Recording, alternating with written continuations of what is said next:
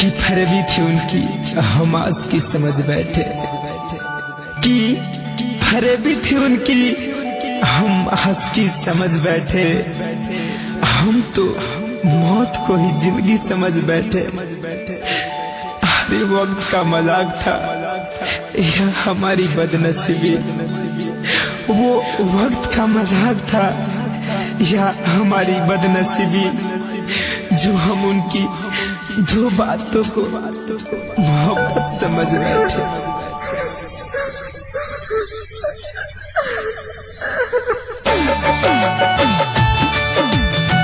Music by Shiv Manmohan.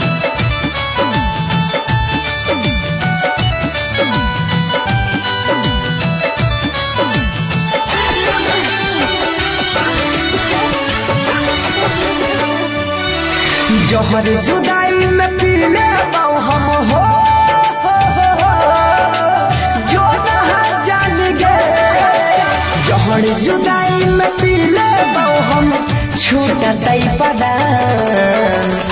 खूने के आंसू रोजे बहै छै गे जान। खूने के आंसू रोजे बहै छै गे जान। तू जोई भी ससुराली अपना छोड़ के जान। तू जोई भी ससुराली हम हो जइबो शमशान। खूने के आंसू रोजे बहै छै गे जान। खूने के आंसू रोजे बहै छै गे जान।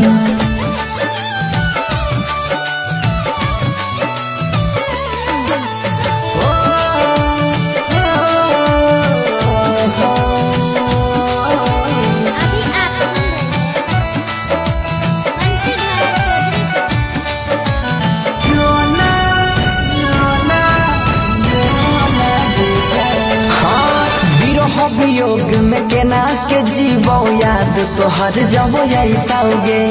दिल पड़ देलही गम के बोझा सितम न सहल जाइताओगे।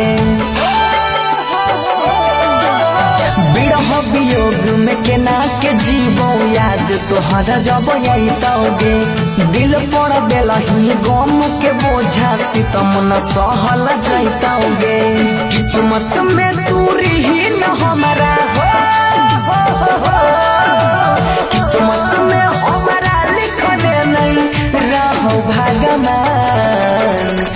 खूने के आंसू रोजे बहै छै गे जान।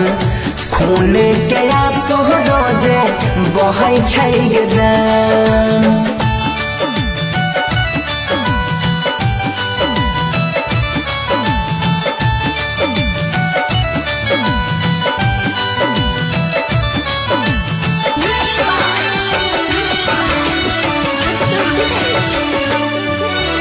दूसरा संग में शादी के जिंदगी अपन बसई में गे।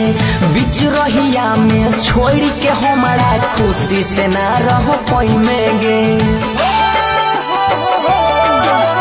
दूसरा संग में शादी के जिंदगी अपन बसई में गे। बीच रहिया में छोड़ के हमारा खुशी से ना रह पाई में गे। बनसी धर से तोड़ के नहीं हो, सुधीरावा के दिल बचल नहीं चुप के से बैन। खूने के आंसू रोजे बहै छै गे जान।